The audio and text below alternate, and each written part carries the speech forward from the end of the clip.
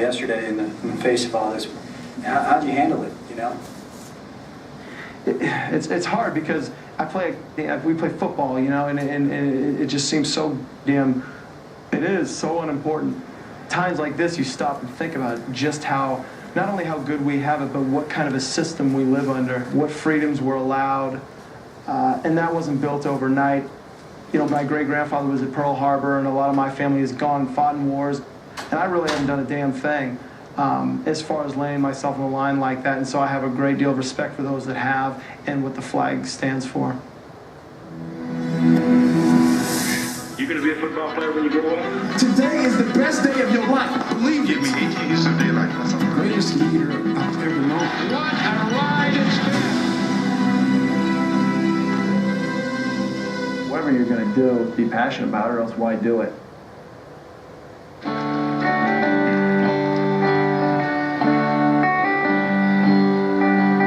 In the river shall open for the righteous. In the river shall open for the righteous. Someday I was walking with my brother, and he wondered, oh, how I am. I said what I believe with my soul, and what I see with my eyes, and there's no turning back this time. I am a patriot. I love my country because my country is all I know. And the river shall open for the righteous someday.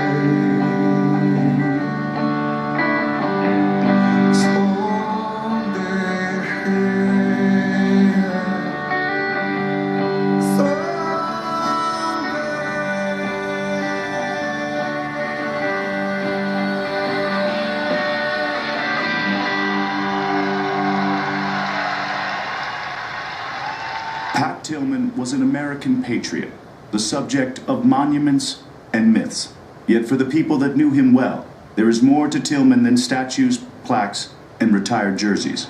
I think that people responded to him when he was alive, and they still connect to who he was and how he lived his life and what he stood for, and so it makes sense that they would want to honor and celebrate that. But he was like multifaceted. That was not the real him to me. It was not like this football player. It wasn't like this military person. It was much more complicated. We all have fears, right? Doubts about ourselves. And every time I have one, I think of Pat. You know, when you were around Pat, you never felt that he feared anything. And if he did, you knew he was going to address it. Patty always had a phrase that you can accomplish anything if you push yourself through it, conquer it. And he used to talk that way. Let's conquer this. He gained some fame for playing football. Pat Tillman, watch number 4. He's a football player. That's exactly right. Became an American hero for giving up the NFL to join the Army. He said, I'm coming back to play. And I said, good. And that's the last time I saw him. And then was killed in Afghanistan. He was a legend long before, you know, what happened to him. He was a legend in all of our eyes just for the fact that he was such a good friend, such a true, honorable, moral dude. We wouldn't be here talking if he wasn't a good player, right? But he had so many other qualities that made him special. While the game didn't define him, Tillman's football life offers a window into the passion he displayed in everything he did. Get his ass, Tillman. Foley runs out of the pocket, throws Marshall, intercepted by Tillman.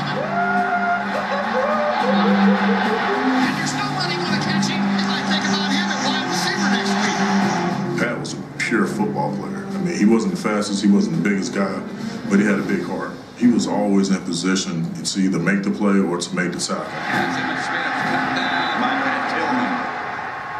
Hey, let's go. Let's not break down. This. He wasn't impressed with this stuff. He didn't come to the league to get validated. Somewhere along the line, Pat had already had in his own mind, I know who I am, and this game won't make me. And money wasn't a motivating factor. being the best he could be was, and loyalty. He was a loyal person. Nothing could change those values that he had. Tillman's values were forged by his friends and family in New Almaden, California. The relationships Pat began in his hometown would remain with him the rest of his life, including one with a certain girl, who was the daughter of the town's varsity baseball coach. You know, stories have been told about how we met on the soccer field at 4 years old, which I have to say I don't remember, but it wasn't until high school that we really met. He was probably the #1 baseball prospect coming into Leland from 8th grade to 9th grade, and he actually tried out for the varsity baseball team, which was coached by his future father-in-law, Paul Eugeni. He was cut from the varsity team as a freshman, and he decided to quit at that time because he didn't make the varsity.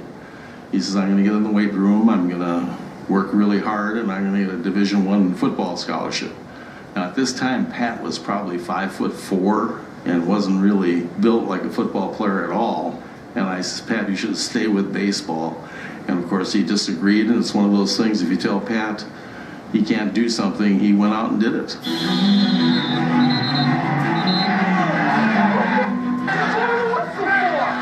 It was our sophomore year, and he got called up to varsity. In the practice, I know he kind of lit up some guys, and there was a couple seniors that took exception to it, and they went after it. You know, Pat didn't back down. He was a man among boys. The ironic part about that is he was the youngest player on our team. At the beginning of the senior year, he was 16 years old. But from a maturity standpoint, both physically and mentally, he was beyond his years. He loved it. Ended up being just a real standout player for them. Also, my dad always kind of took credit for his football career, because had he not cut him, you know, who knows, maybe he would have stuck with baseball.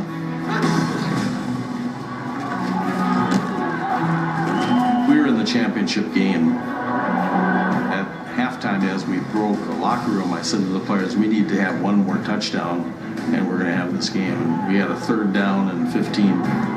Pat said, Coach, I'll get that touchdown. Give me the ball. So I called his 38th sweep. He got the ball, ran down the sideline, scored the touchdown. That kind of conviction, not a cocky conviction. Whenever he said something, he was able to back it up. Pat was probably one of the best teammates anyone could have. The better he got, the more humble he got. You know, that was how he was. Got a great bunch of guys here. I'm going to miss them all. It's a good season. What about your game tonight? They dominating one more time. No, I didn't play all that well. The team played great. Coming up. He really wanted to go to Stanford, and Bill Walsh said he's not that big, he's not that fast. I was trying to convince them this is a guy that you really want.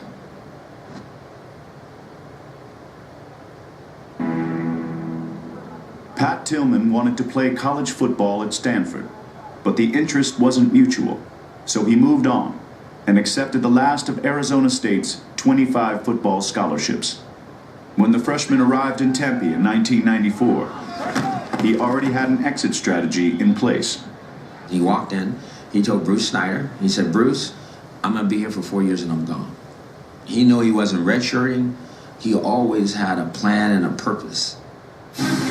Tillman spent 2 seasons as a special teams standout before earning a starting spot at linebacker on one of the greatest teams in school history. Absolutely nothing met by Pat Tillman. If there's contact to be made, Pat Tillman's going to find it. He changed games. He would destroy offenses, sometimes single-handedly. They just turning loose. Mr. Pat Tillman in, raising hell again. He's a 3.87 student, and obviously he spends much more time in the library than he ever did the barbershop. We had an amazing group in '96. Good players became great. Everyone took a step up, including Pat. What was amazing is the biggest win, one of the biggest wins in school history, happened so early in the year. Live from Sun Devil Stadium, the #1 ranked Nebraska Cornhuskers come calling on the Arizona State side. consecutive victories and looking to three-peat as national champions. 1 year earlier, the Sun Devils traveled to Lincoln, where the Cornhuskers handed them a humiliating 77-28 loss. That Nebraska whooping put us on a course to not ever take that again. We knew we were a better football team, and we had a quiet confidence about us. Any hopes of defeating the two-time defending national champions rested on stopping the run. So Tillman's mission was to neutralize future Pro Bowl running back, Ahman Green. And the option to pitch this time to Green trying to get outside. Sun Devils played it exactly right. Tillman tossed him out of bounds. And the pitch to Green, he loses it. He's in the end zone. Ball is still loose. It's going to be a safety. And Tillman had his hands on it. I think there was a genuine feeling through most of the game. Everybody's kind of looking over their shoulder. Oh, it's Nebraska. Oh, they haven't scored yet. Wait till he starts scoring. And you would get in people's faces. You wouldn't let anybody relax. There's only been 2 shutouts of the #1 team in the last 40 years. Ahman Green running into the end zone for Nebraska at the end for a meaningless touchdown, fumbles, and Pat recovers that ball. And so I think a lot of people have in their head Pat Tillman lifting that ball up and running off the field. That night, I don't know if it can ever be topped.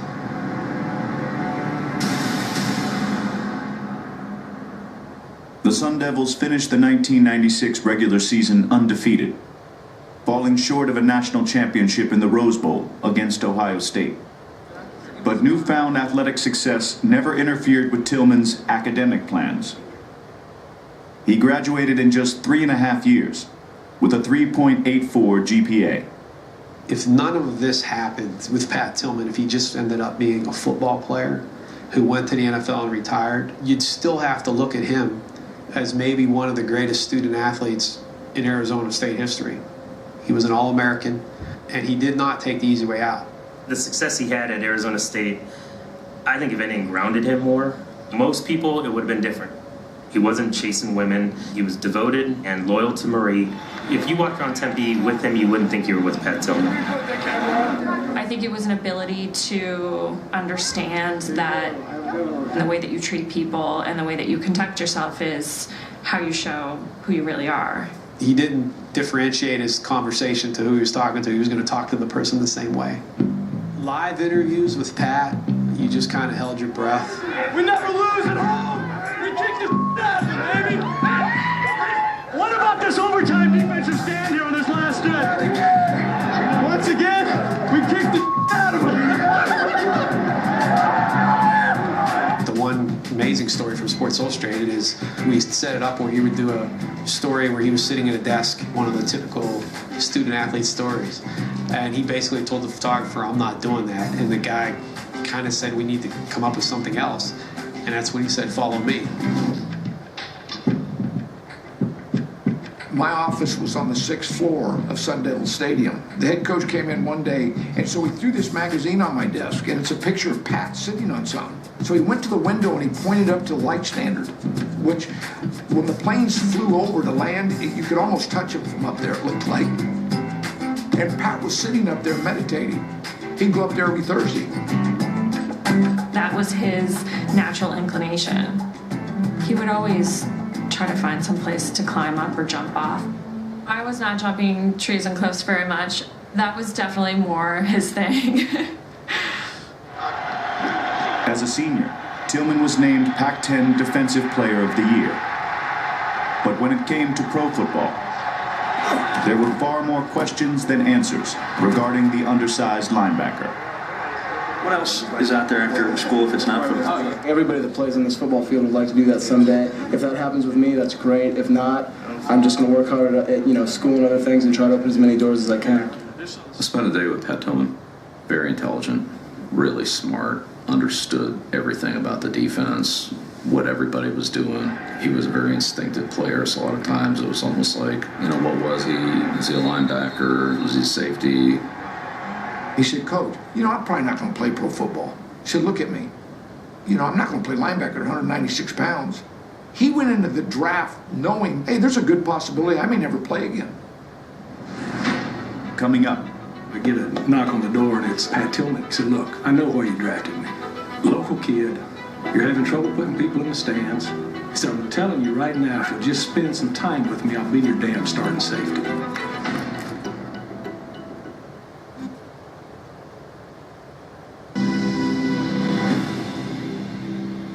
With the first pick of the draft, the Indianapolis Colts select quarterback Peyton Manning. In the 1998 NFL Draft, 225 players heard their name called before the Cardinals used a late 7th round pick to select Pat Tillman. When I called Pat, he was so excited to be in Arizona, it was like he was a first-round draft choice. I said, look, make it on special teams. You'll be a captain of special teams, I guarantee it. That, Frank, I'll start in 8 games, and I will make you proud of me, Frank. And that was the end of the conversation. I thought he was a hippie. He'd walk around in his loose-fitting denims, flip-flops, and he had a book in his hand. He was not your average football player. When Pat was a rookie, he roomed with a guy named Zach Walls. We took in the 6th round. Zach failed to bring the donuts one morning in camp for the vets. So after practice, the vets taped him to the goalpost and then came inside, told the rookies, nobody take him down. This is what happens when you don't bring the donuts. And all of a sudden, Pat walks into the trainer, Jim Shearer, and says, give me some scissors. Gets some scissors, starts walking out. Now, the rookies are sitting there wide-eyed, and the vets are looking at this dude, and as he starts walking towards, Zach's tied to the goalpost going, Pat, no, just cool, let's let it go, we'll be all right. Now, Pat walks out there, cuts him down, strips it off, turns around, walks right back in, walks right through the locker room, sets the scissors down, and not one word was said. Tell me about today's game. I'm not much of a spokesman. That's okay. You're an ASU guy, right? Yeah. Yeah, I understand you hit pretty hard. No, not me, different guy. Nice. I knew that if anything, with his abilities to come in and just kind of set the tone, he'd ruffle some feathers in the league.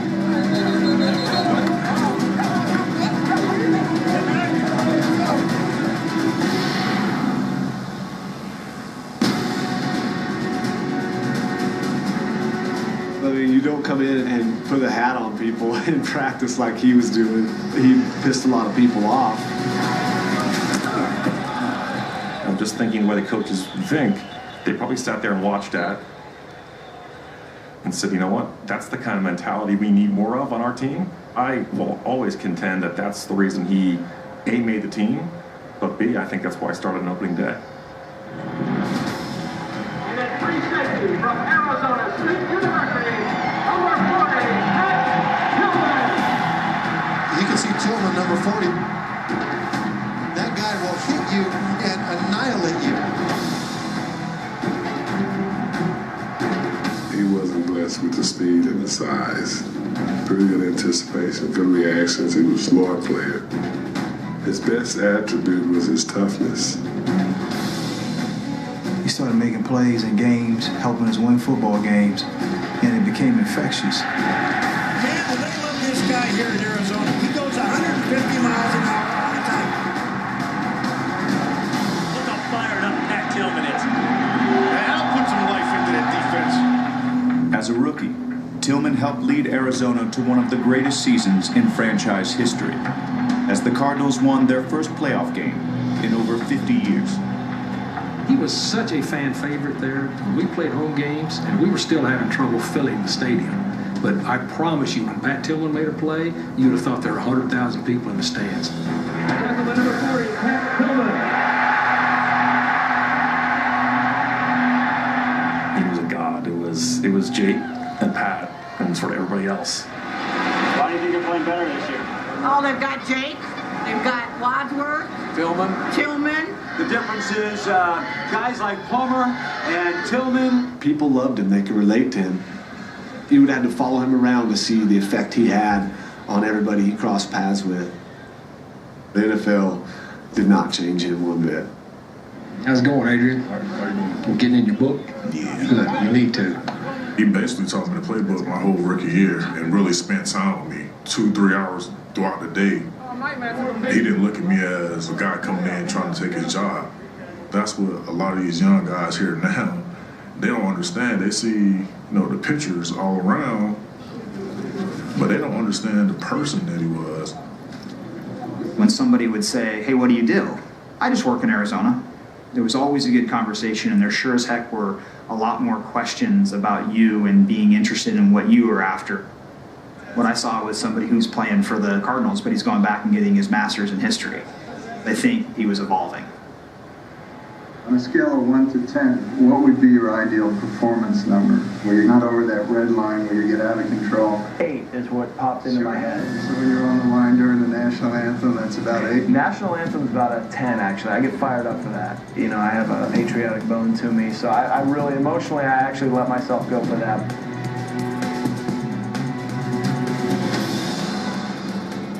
In 2000, Tillman experienced a breakout season that earned him a spot on Sports Illustrated's All-Pro team. And Tillman, a man they say was born to hit, comes up with the ball. Initially, we were at 6. Right. Rob, stay Rob. Watch some sort of trick play. You know what I mean? Like a reverse pass, something. So Pat Tillman in 2000 is a third-year, 7th-round draft choice, starts and breaks our record for tackles.